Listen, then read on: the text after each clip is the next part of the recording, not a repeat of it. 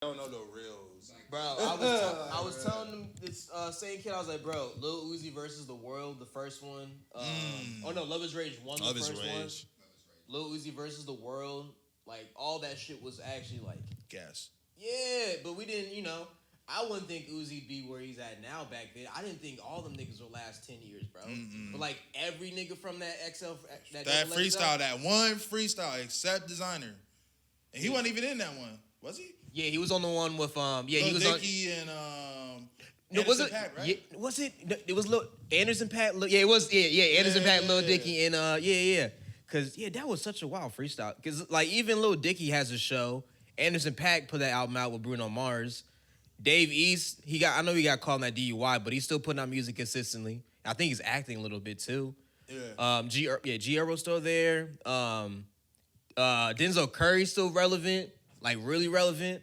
Yeah. I'm trying to think. Especially in his niche. Yeah, but he got that South Florida sound, and I think he has like South Florida is one of the cities that has shine, but I don't think we ever done like a deep dive on it because a lot of times niggas think it's a street rap down there, but you got a lot of other things that are down there too. Like there's a guy named Anonymous. Anonymous is fucking fire. I've been listening to him since I was in high school. X came from down there. Yep, At Wi-Fi's funeral. All the niggas. Yeah, bro. I opened for him actually. Oh, what the fuck, dude? Yeah. When? It was like last year. Dog, where at? Madison Live, he came through. That does make sense. You know what, dog? I wish the Mockley was still popping. Bruh. Because the Mockley would be perfect. Would have loved him. The Mockley was like the perfect spot for like. Shit, we rolling. Yeah, we just.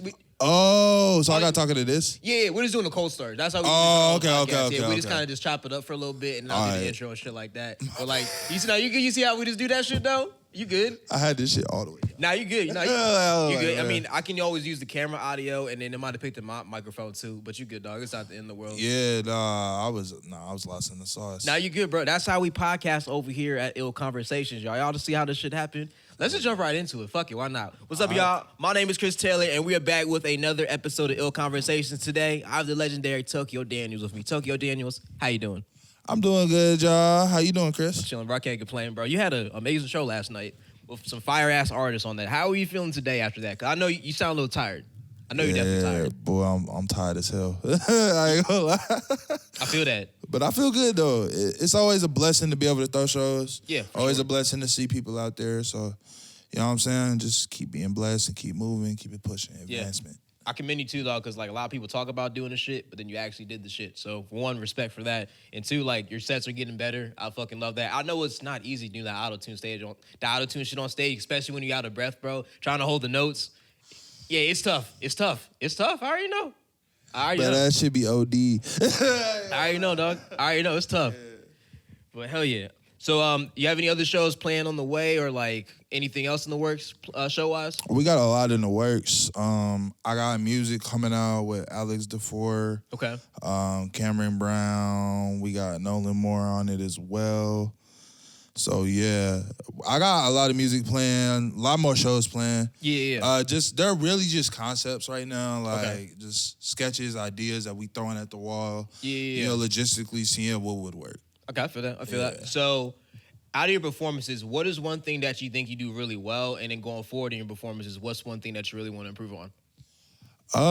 One thing I do really well, I feel like, is my stage presence. And that's just something I wasn't always good at. Like, and I had to get better and kind of listen to people on. Like, one thing that people tell me is like, unless you're doing a spin or something cool, don't turn your back to the crowd. You know what I'm saying? That's facts, yeah. Like, I think my stage presence is really one of the stronger elements of my performance. It's just getting people lit, coming out the gate, punching. For sure.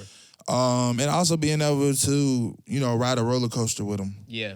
One thing I want to work on going forward is really just like arrangement of vocals and future songs and stuff. Okay. So they're easier to make for show mixes. Yeah, And also getting some in-ear monitors. Yeah. Dude, anytime I see niggas with the in-ear monitor, I'm like, oh, you're legit. The wireless mic and the in-ear monitors, I'm like, oh, you're legit. Like, there's no playing about it anymore. Bro, because, like, it's different when you rapping. It is 100%. Like, because I feel like when you got the in-ear monitor, like, when you rapping, it's cool, I guess.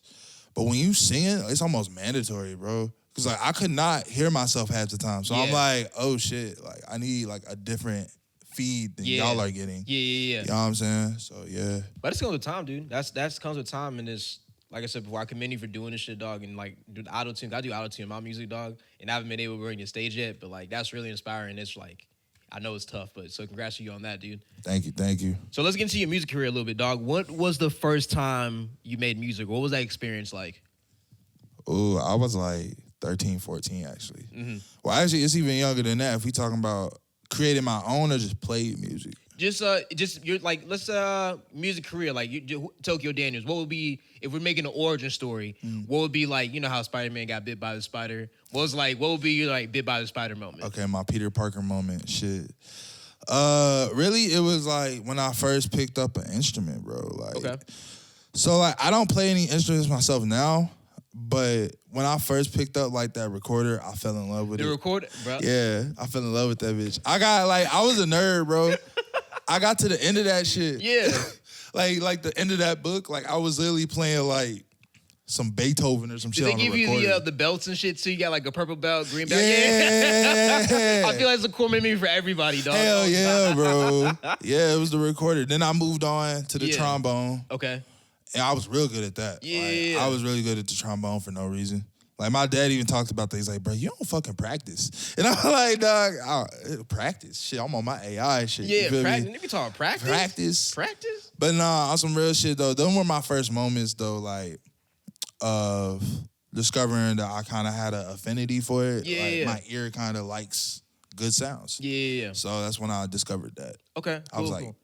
13, 12. So when did you start making like your own music and start singing and rapping and all that stuff? So what a lot of people don't know, a lot of my followers don't know, even people that know me don't know this. I started making music in middle school, actually. Oh, for real? Yeah. Okay. But so like the problem with it is that like I wasn't talking from the heart, but I'm in middle school. I'm gonna say, who is at the age? I feel like at that time you're just trying to like copy who you really like at that point and just trying to make it sound like that person, you know? Exactly, all the people that's popping. Yeah, exactly. Yeah. Especially in that era of middle, because I was in like 2015, 2016, 2017, like that SoundCloud era. Yeah. I was trying to sound like them. And I think that's why everyone at my school hated my music. Not only because, kids, but I really started at like 14 making my own music. And then I would say I quit at like 15. And I didn't pick it up again until I was like 18. Okay, so what made you pick it back up at 18? I was just going through a lot, bro. Like, I say this in every interview, but it's like, enough shit, I make you run the music. Oh, 1,000%. There's something about Yeah. those, like, I think, too, is just like, there's an unspoken code or, like, rule about music that, like, you can speak your feelings through that shit, through a beat, through your words, and then somehow it's able to resonate with people. Well, I always tell people, too, on the podcast, is like, we're able to hear songs from the 60s and 70s and get that same feeling from 50, 60 years ago. So, I mean, you do the same shit now, it's just like feelings transcend through time because even 10,000 years ago, humans still got angry, happy, sad, all that shit, you know? Facts. So, emotions are emotions. But that's what made you pick it back up. So, you picked it back up 18. So, what kind of made your sound so unique and distinct? 'Cause that's the one thing I think really stands out about you is that your sound doesn't really sound like anybody else's in the area, nor anyone else that like I listen to music-wise. So I know a lot of times I don't even think it's like a conscious thing. Or was it a conscious thing for you? Was it like, I'm trying to make a different sound? Or was it just like you just making something from the heart? It developed. Okay.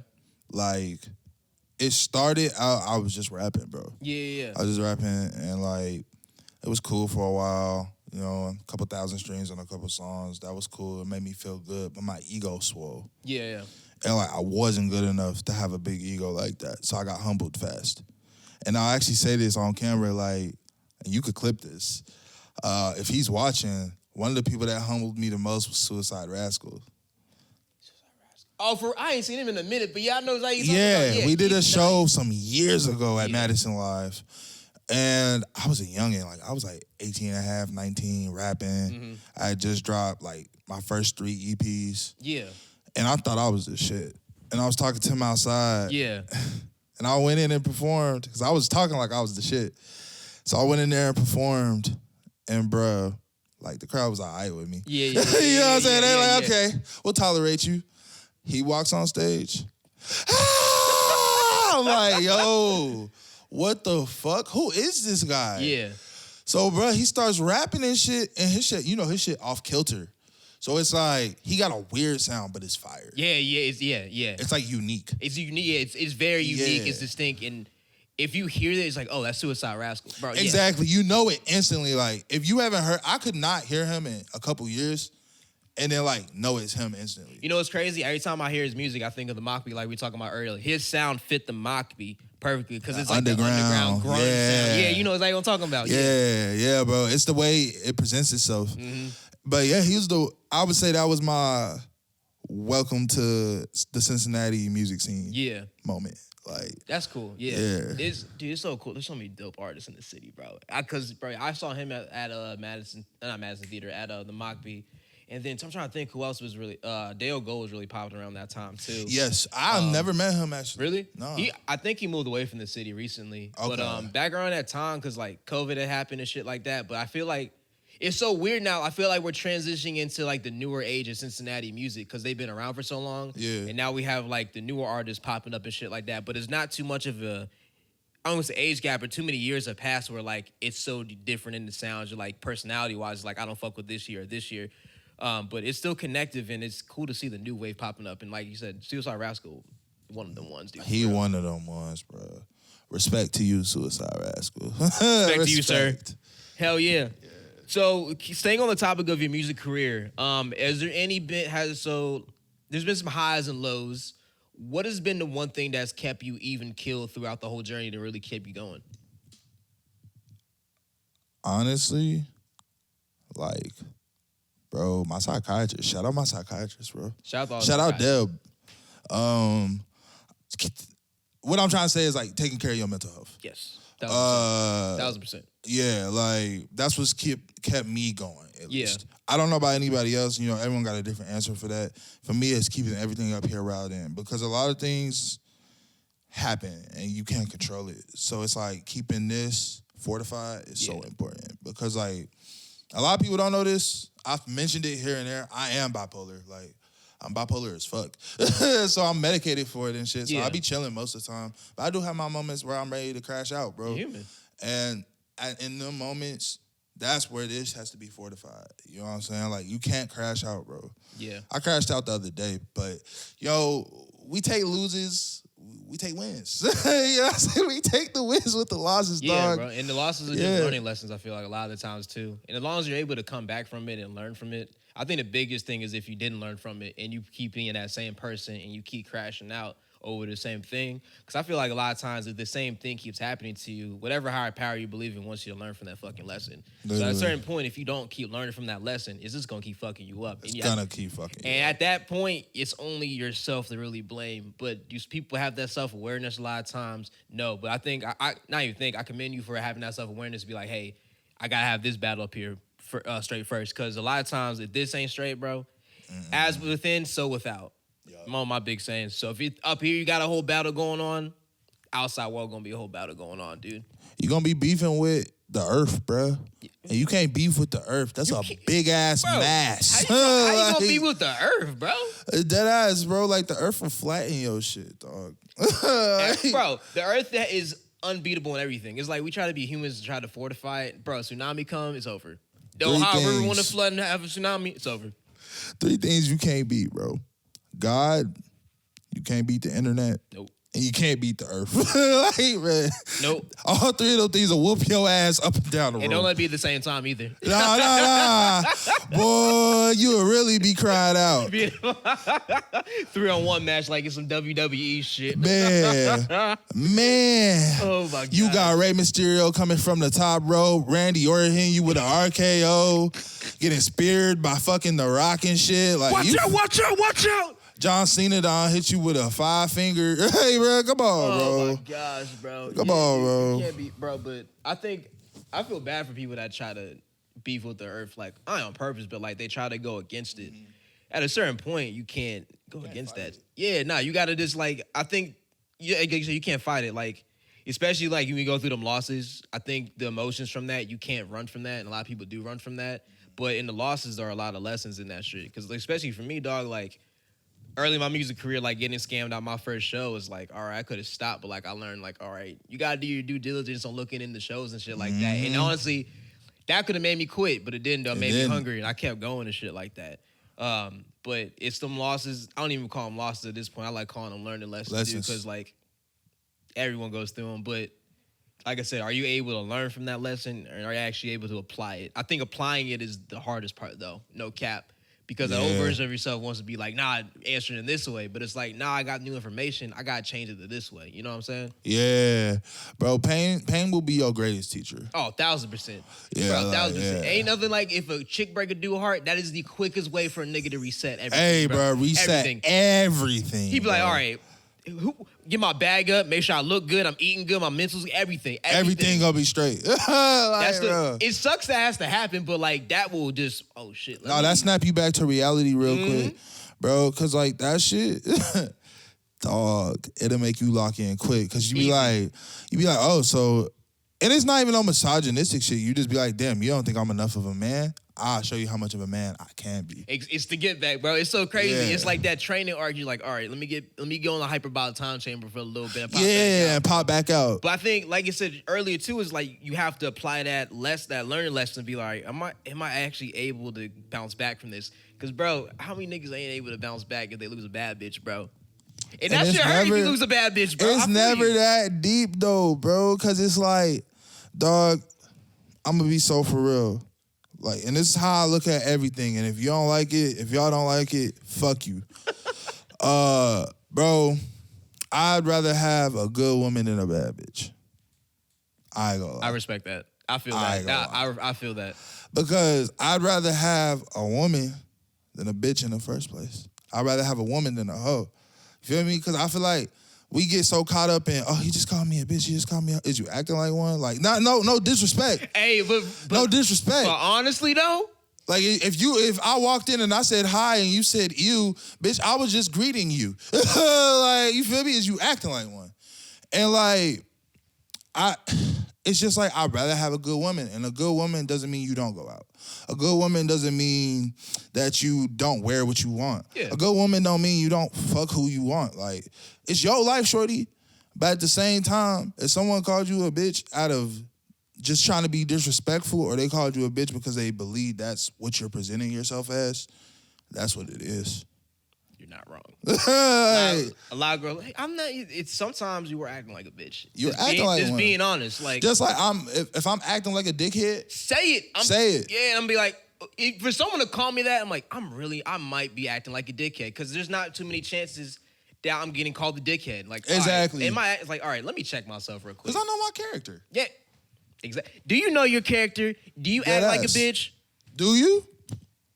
I'm asking, bitch. That's so funny. But on the topic of good women, I think the one thing I think is key is like, are they down for what you got going on, like your purpose in life? I think that's the big thing. But then too, right, finding that good woman, are you also a good man to be able to receive that good woman? Because you can have a blessing in front of you, but you don't even know it's a blessing.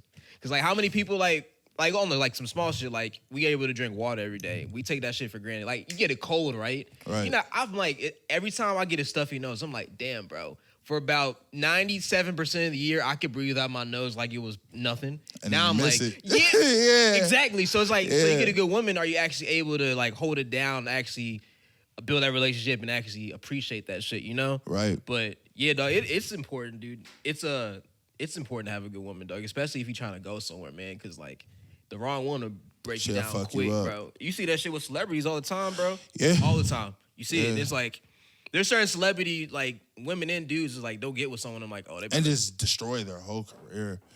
Bro, like, it's wild seeing that with celebrities, too, because I'm just like, dog, you ain't peep it?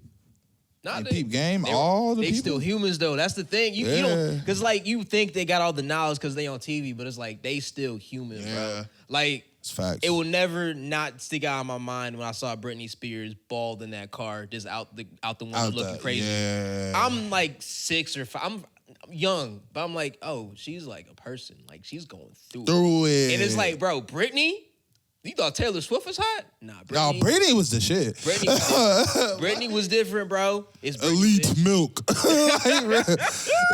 like elite milk, bro. Oh like, my gosh, bro. dog. She was. All right, let's talk about these projects. So the after party. What was the thought process behind that, and how on this difficulty scale of 1 to 10, how difficult was that to make? 3. 3. Yeah, it was difficult at all. It was like the after party was really meant to be like that, like a cool down. Yeah. After that album, Okay. because like after I thought of it as a concept as what if I had an after party after that show. What songs would I that's have actually did? really dope. Yeah, That's like, so you know what I'm fucking saying? smart. Holy shit. Dude. What songs would have wanted to hear at that, doing something like that? So that was the whole idea. That's why on Bandits, like the first song, it starts like kind of fading in. Yeah. I ain't gonna lie. Yeah. I was looking through your music. I was like, I felt like when we played Bandits, I was like, that's definitely an intro song. But then I was looking at the album, I'm like, that song there. And I was looking at the little EP. I was like, oh, it's on that one. I'm like, oh, that makes sense. And it actually like, the concept now, I'm realizing it. Really smart. Yeah, bro. Like, I be thinking deeply about these projects, like about what I want to do with them. It's just that like those thoughts come quick. Yeah. So it's like, but I'll spend a long time kind of crafting it. Because you got to think like, by the time I released Forgive Me While I Heal, Bandits was already recorded. Yeah. So it was like, dog, like I recorded that like probably a day or two before I dropped the album. Oh, shit. So I was already thinking about that shit. Yeah. I recorded it at my house, then I took it to my engineer, and I was like, yo, we need to do this song. Yeah. So then we did that. Then we did Undress the Heart. Okay. Because that one came from a place of, like, I was at a point in life where I was like, damn, my love life fucked up. You know what I'm saying? Mm-hmm. And I had to really get right. Like, Yeah. get right with God, get right in my mind, and just be ready and be emotionally mature enough to grow past certain things. Yeah. And that's kind of where that came from. And I'm still working on it. Mm-hmm. But it's just, I'm in a better place now. Like, but yeah, that's kind of the concept. So that's why Bandits kind of rolls in like that. It's almost like you walking into the party. Yeah. That's cool as fuck. Yeah. Dude. That's cool as fuck. I like to hear that concept. Dude, I feel like that's what separates a lot of this people that kind of do music and I really want to do music because you're actually thinking about the ideas and you're developing these ideas and you're actually making them come true because like some motherfuckers just make music and they just put it out. But it's actually the thought behind it. And then the cool thing is too, like as your fans grow, they'll be able to appreciate that piece of music more because they're able to grow with the music too.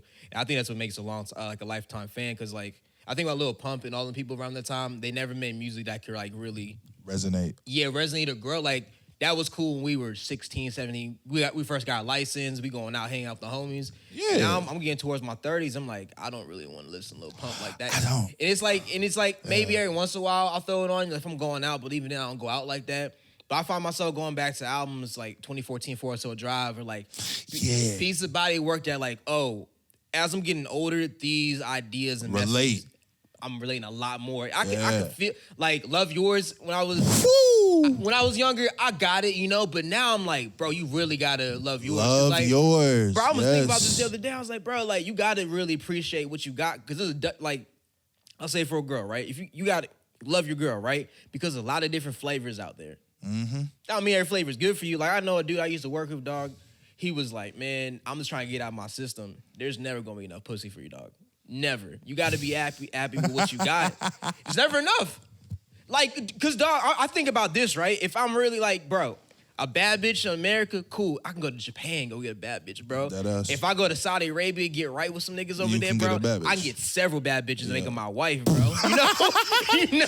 Convert to Islam or some shit. Nah, bro, I think about it this way. Like, there was this one ice cream at Kings Island. Yeah. It was like blue or some shit. Yeah. And I always wanted to try it. And I'm like, damn. And I'm more of like, don't get me wrong, like, I'm not a big ice cream person. Yeah. So like, I would eat more like vanilla, chocolate, some like simple, strawberry. Yeah. The basics, you know? You know, not getting too frisky with it. But I really wanted to try that blue ice cream because I want to know what flavor it was. Like, why is it blue? Yeah. Try that shit. It's dog shit. You know what I'm saying? Like, I should have stuck with what I love, nigga, that strawberry. Mm-hmm. You feel me? But instead, I was feeling frisky. I was like, damn, let me step out my lane real quick. It's like cheating on your barber. You know what I'm saying? You step out your lane Speak to real it, Chris. quick. Chris over here shaking his head. Got you a cut. That nigga fucked your head up. You gotta go back like, hey man, I messed up, bro. Whew, Chris, yeah. is that funny? Is that funny when they fuck that hair up and you're like, damn, I gotta save it, or is it just like? It'd be like it literally be like, imagine your girl stepping out and then you know she gonna come back. It's on somebody. You confident in your game enough that somebody's gonna come back. So when they do, you just like, Hey, what's up, shorty? Hey, what's up, big head? I told your ass. Like, I told you what the fuck you thought this was gonna be. That's funny. No cap. So you gotta love yours. The grass ain't always greener. Nah, man. No, it's not. Bro, what my favorite thing to say is like, yeah, the grass might be greener, but it's astroturf. It ain't even real grass. It ain't even real grass. Like, for real. You can't even, like, it's not real. It's fake. It's artificial. Yeah, bro. And I mean, like, I don't know, bro. When it comes to just love and relating it to the music, like, I feel like if you're going to have someone with you throughout this journey we call artistry, you better make sure that motherfucker's solid. Dog, yes. Yes. Because, like, you going to go through a lot. Yeah, a lot. It just, like, Legacy said this one thing that I thought was really good one time we were making music. You're trying to figure out who you are as a person, but at the same time, too, trying to figure out your sound. So you got two battles going on. Your identity. Yeah, man. And you're trying to figure that shit out. And it's like, it's not, they don't, that's the one thing about growing up they don't really tell you about. They don't tell you, like, you got to build your own identity up. Because a lot of times they try to build an identity for you. Mm-hmm. And it's easier to have someone build one for you. But when you're trying to make one for yourself, there's no real blueprint for it. Yeah, there's other blueprints around that succeeded for people. But that doesn't mean those schematics going to work for you, you know? Exactly. Because it's almost like, bruh, you trying to ride in a Bugatti, but you got the specs for a Ford. Yeah. And you're not supposed to be in that Bugatti. Maybe that Ford's better for you, you know? Dead ass. Because Ford, you know what I'm saying? It's like a Toyota versus a Lexus. Like, maybe you're not ready for the Lexus yet. Your pocket's not fat enough yet. Mm-hmm. Slide in that little Toyota. You know, get you a RAV4. That bitch nice. RAV4? Bro, Toyotas are nice, bro. Yeah, they nice as fuck. Toyotas and Hondas will last you forever.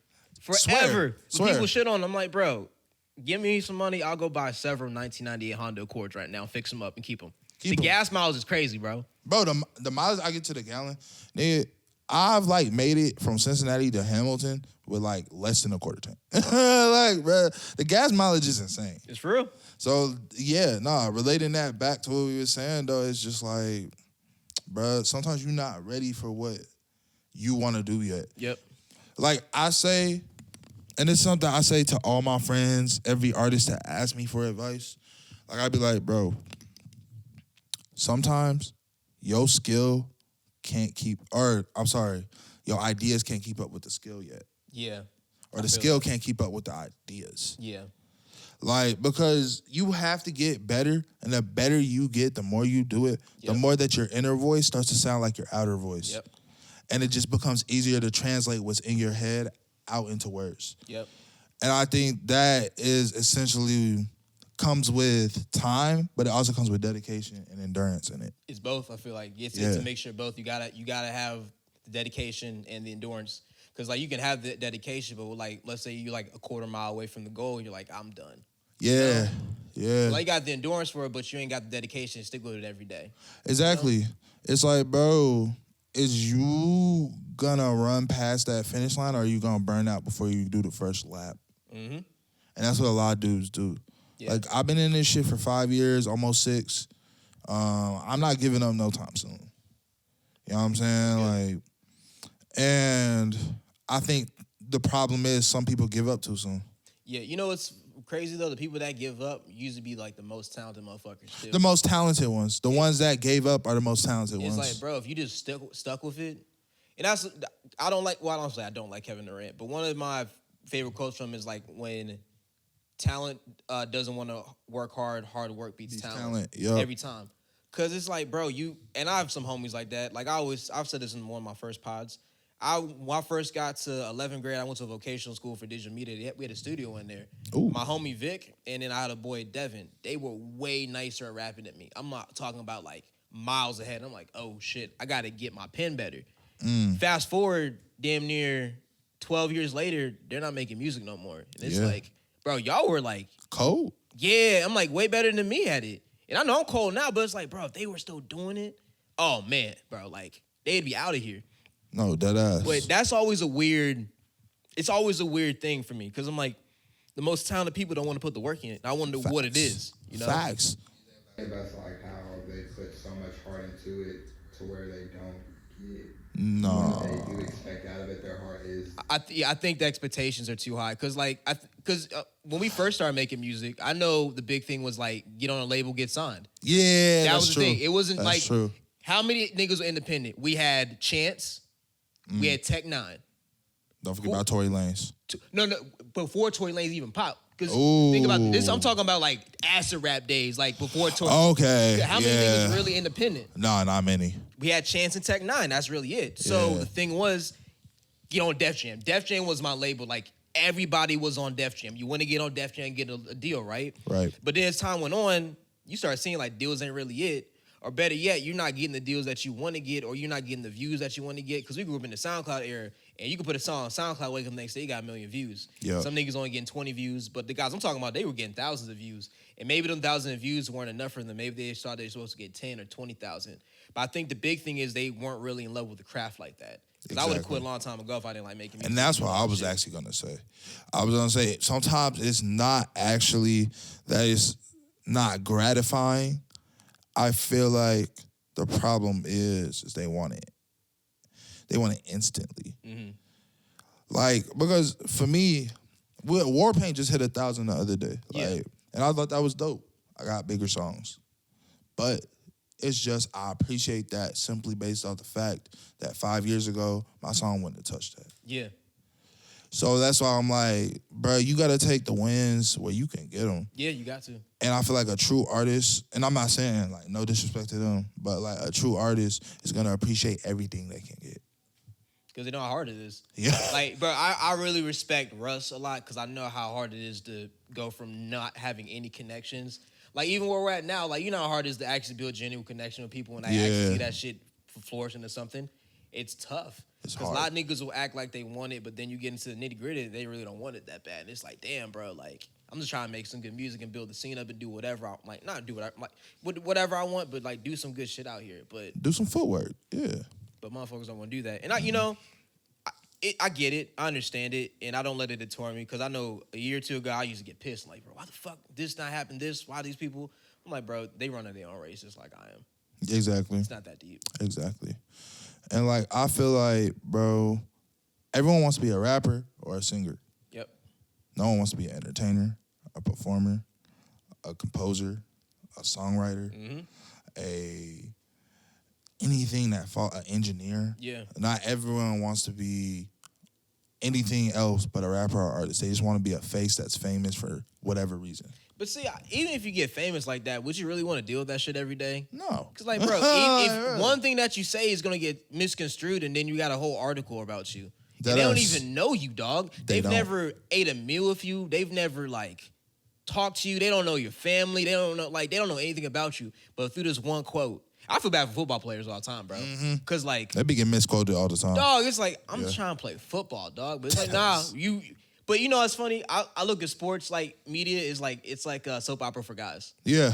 On Yeah. everything. Because, like, you tune in for ESPN for the storylines. Dead ass. Just the drama. Yeah, because, like, that makes, like, what fuels the offseason?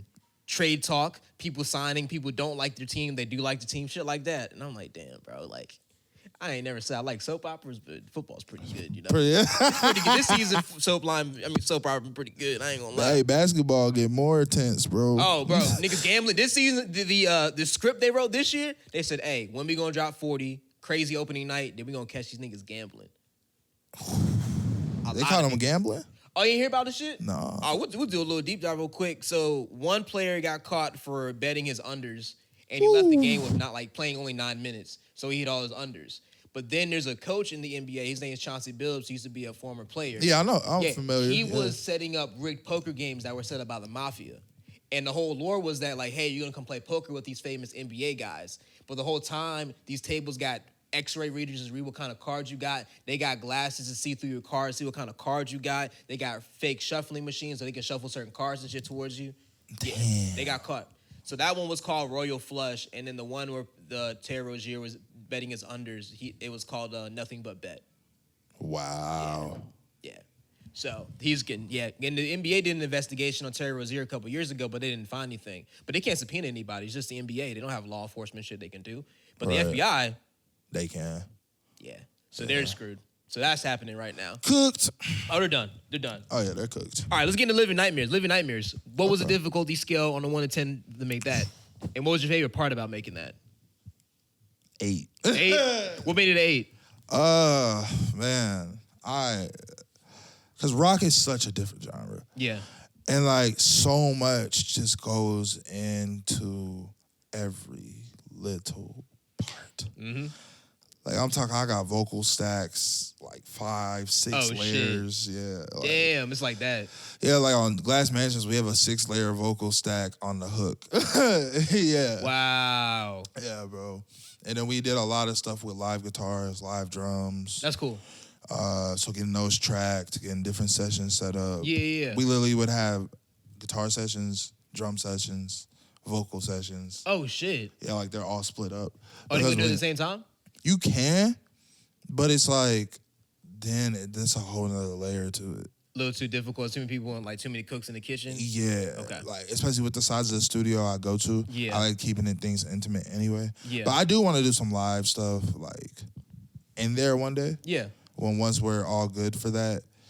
But, yeah, bro, it's like, just a lot of coordination. Yeah, it's and tough, dude. And we're getting older too, so it's even tougher to kind of schedule stuff because like people are adults. People They working and shit. Yeah, niggas got jobs, bro. Yeah, Like they be I got tired whole after their ass jobs, you know? Yeah, bro, and that be the part. But we got everyone together. You know, we had Cameron Brown on it. We had Ben Allen on it. Hey, Ben killed his shit last night. Oh yeah, shout out Ben, by the way. Ben, you fucking killed it, bro. What a great guitarist. Like, I don't know. He was feeling it too up there. Oh, he was. Bro, that's how I know. Whenever a guitarist is like really feeling the set, that's how I know how in tune they are. Because they kind of moving, I'm like, you're not really feeling it. But if their whole body is moving and they got the Yeah. guitar moving and shit, like, yeah, they feeling that set. Yeah, bro. It was like we practiced a few times and like we just kind of connected. Yeah. We were like, bro, like we have perfect chemistry up there. So it was like I don't even have to say nothing. He just knows when to start playing. Hell yeah, like, that's perfect. He literally read my body language. Like I'm like, dog, you're fire. So yeah, but we had Ben Allen, Cameron Brown, Nolan Moore. Who else was on that? Jay Skills is featured on that project. We got a bunch of different producers for like drums and stuff like that, like the electronic drums that are on Yeah. there. The last song was produced by, I can't remember bro name. Fuck. My bad, bro. But you did. You killed it. Like, but yeah, nah, bro. We did a lot with that project. It was just a very big workload. And shout out my engineer, PJ, by the way, just because he took on a lot of that workload, just mixing everything down. I want to say the only song that was easy, essentially, to make was Through the Looking Glass. Really? Yeah, that was the easiest one to make because I was just like a beat. Okay. Yeah, so you just got to put the vocals down. Just Stuff had like to that. put the vocals on it. So like that made it super simple for that. And then I mixed that one myself and actually just had to master it. Nice. So yeah, if you listening to Through the Looking Glass, that's actually my mix on it. Nice. Everything else though, PJ did though, Nice. and everything else he's done. So yeah. Hell yeah. All right. I want to make sure I get the title of the last one right. Forgive Me While I Heal. On a scale of 1 to 10, how difficult was that? And then what was your favorite part of making that entire project? Hold on, I gotta think about that one. Cause like, Forgive Me While I Heal, I would say, recording wise, it took a while. So factoring that in, but most of it was just my vocal tracking. Mm-hmm. Some guitar was added to it. So I'd say like a 6 or 7. Okay. Like 6 all and a half. On how hard it was to make. Now, I feel like Forgive Me While I Heal took a heavier emotional toll Yeah. because it was one of those projects where like you really felt me. Yeah, I'm saying I feel like too it's a lot of emotional energy to be vulnerable on tracks like that. Just to be like, Yeah. this is what I'm going through, and I'm gonna tell you guys and be honest and transparent. You know who I am as an artist, and because like people don't really understand that who just listen to music. They kind of just think you're doing that, but it's like, nah. Sometimes I don't really talk about this stuff, but I put it in the music. You know, Yeah. which is a weird thing, but it's like I feel way more. I'll speak for myself. I feel way more comfortable doing that. Saying it in than the music. Like it's just I don't know. I don't know why it's like that, but way easier in the music. I feel like his music is therapy. Yeah, high key, a good song. Therapy. Good song. Remember the song "Bad Day"? If I'm having a bad day, I will throw that song on real quick. Dead ass. Have a bad day, bro. I'm like banging like you this shit, man, bro. Turn it around, man. Hey, Shoot. bro. I love the one song. I can't remember who sung it, but I know Johnny Cash has a cover of it. It's like, but I won't back. Oh, that shit was down. on Barnyard, Yeah. bro. Dog. I was like, man, that's my shit. I ain't gonna lie. And I won't back down. Nah, bro. No, I won't. Bro, that's Back down. so fire, bro. That shit is hard. That's I'm not gonna lie. You feel that's like, nah, I ain't gonna back down, nigga. The fuck? Yeah. What? Yeah. So like songs like that really inspire me, like to kind of make something relatable and emotionally moving for people. Yeah. I feel like really that project, I love that project so much. I don't listen to it, but I love it because it turns so many people on to me. Yeah. But like, I can't listen to it. Why don't you? Why can't you? And then I have a follow-up question after that. I can't listen to it because of where I was at when I was making it. Like I'm like, damn, bro, I don't want to have to relive that. Yeah. I feel, You know, like it really is like that was truly, truly, truly my diary. Like, yeah. And a lot of things that were said on that, especially on songs like Dirty Laundry and shit like that, like I was real open about what the fuck I had going on. Yeah. And like, you know what I'm saying? It's just almost not cringy, but embarrassing for me. Because you're a new person now. And It's like I've grew from that now. Yeah. So you don't want to reopen that chapter. I feel that, dude. Yeah. Yeah. A lot of artists talk about performing songs they made a while ago, and they're like, I kind of hate that because that's not who I am anymore. Now, my follow-up was going to be, when you make these projects, do you feel like they're time capsules of who you were at that time, or are you just trying to get an idea out? Or what is it for you when you put that project or song out? They're time capsules for me, timeless for others. Okay. Like, you know what I'm saying? Because I try to make music that I can freeze my moment in time. Yeah. In this moment in time, this is what this is. Okay. But for others, the thought process is I want them to feel like they can come back to it. Yeah. For me, I might never go back to it. Okay. Yeah. But for everyone else, I want them to feel like they can come back to it. Yeah. When they're related. Like someone literally hit me the other day. They DM me. And they were like, bro, I just like re-listened to Forgive Me While I Heal.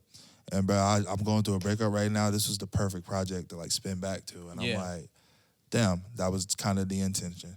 You know what I'm saying? It's always dope when the original thought or idea or the motive behind a song or project you put out hits home for somebody.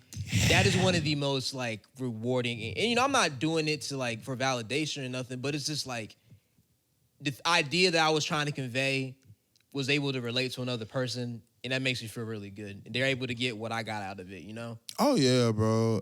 It's just like you can't do nothing but be grateful for it. Yeah, honestly. Yeah. Because it's like, dog, whether I know it or not, or you know it or not as an artist, you're impacting people. Yep. Even if you got 2 monthly listeners, nigga, those 2 people, you've impacted them. They listening to you, man. They're listening to you. Like, you impacted their life. And, like, they might have seen you at a show and just like what you had going on. Might have seen you out somewhere and recognized you. Mm-hmm. Like, bro, it's wild for me because, like, I don't even feel like my page is big or nothing. Like, I don't think it is. But, like, hella people recognize me. And they might not even follow me. They just be like, bro, like, I seen you at a show a couple years ago. I'm like, I didn't see you, though. yeah. Where were you at?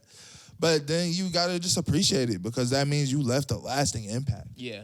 You know what I'm saying? Yeah, no, that's for the sure. blessings. Those are blessings. That's one thing I got to keep in my mind alive. Is like someone's always watching, you know. Yeah. Even though if you don't think someone's watching, and you don't know what you put out, how what you put out is going to impact somebody, you know.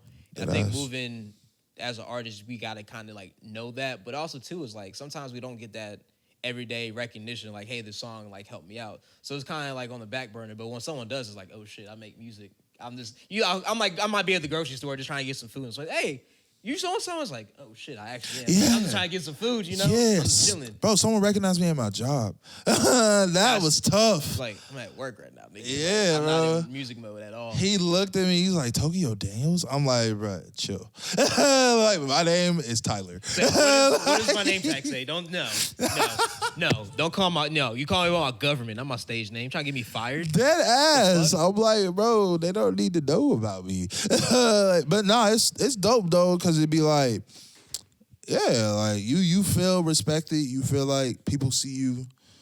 And really, as artists, like whether we want to admit it or not, we're all egoists. We like when people feed our egos because it helps us keep making dope shit. Yeah. You You know might be what I'm having a saying? tough day. You're like, I want to give this shit up. That one, hey man, This shit fire. you know, I'm gonna keep going shit another going. day. Yeah, Why it'd not? be like, damn. I'm not quitting. Guess I'm gonna drop another album. Fuck Yeah, it. fuck it. Like, Yeah, bro. but there's a lot of fun making albums. So that was gonna be one of my next questions. What is your favorite part about making these projects come alive? breathing them into existence. Okay.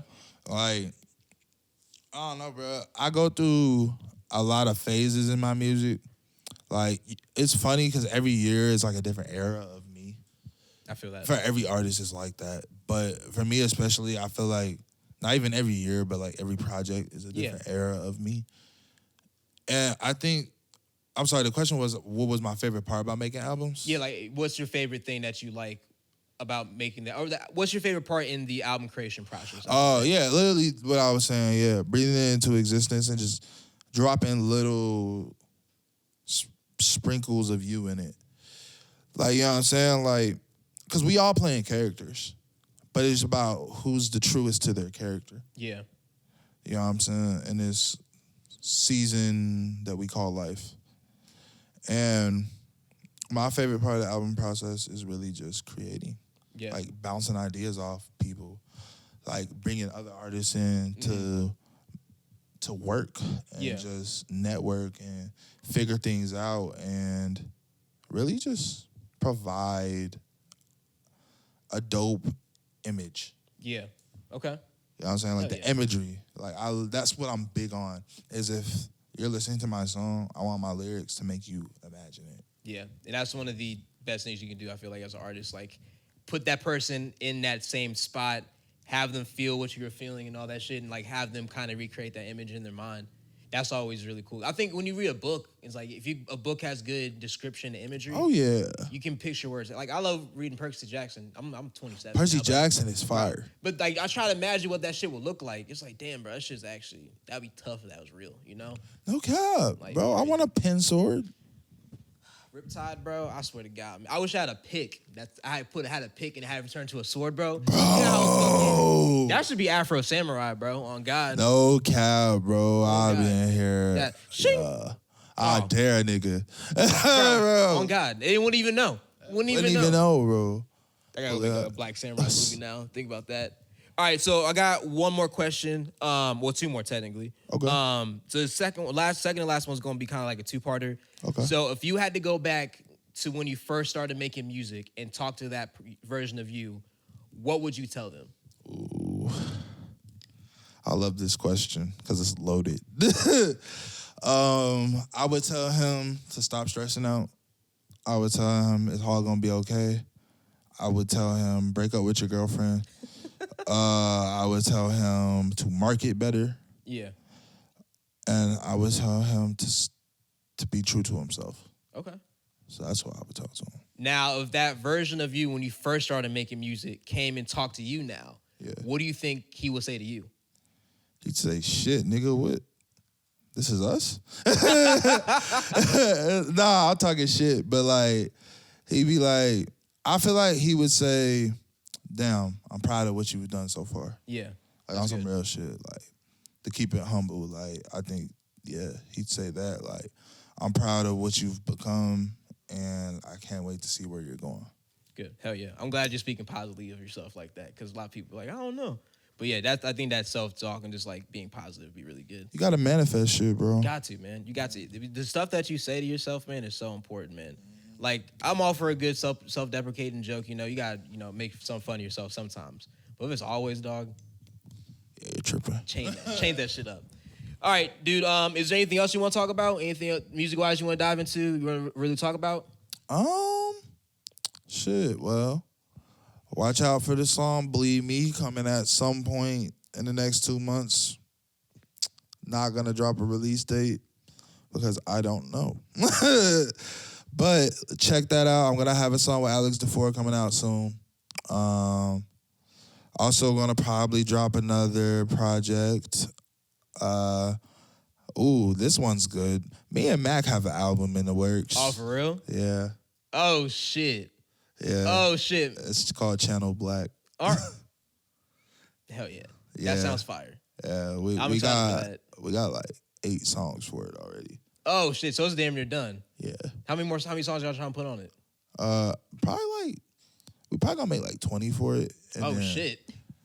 And then like probably put like 7 on there. Okay. A little mixtape. Yeah. Mixtape vibes. Hell yeah, dude. Yeah, bro, because I don't know. Me and Mac, like, there's a lot of people I can lock in with, like Legacy or Maury, Scars, Mari to go. There's a lot of people I can make good music with. But me and Mac, like, the thing with our music is like our output, both of us, like, it's so insane on a weekly basis. Yeah. That when we link up, it'd be like, I'm a writer, but I write fast. Yeah. And he's a freestyler. So it's just like, bruh, so we be coming up with some crazy shit. But yeah, Channel Black, we've been showing it to a few of our friends and associates, and they're like, dog, when this coming out? And I'm like, That's gonna be fire, bro. Mac can rap his ass off. Bro. He can rap his ass off, bro. He's probably one of the best technical rappers I've met. Aside, like, I would put you, Mac, and who else will I put in that category? Probably Legacy, honestly. Appreciate you.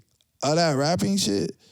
Or who else is really good? Santino Corleone, if you've heard of him. I don't think I heard of him. I was thinking about a dude from last night that went on right after OKT.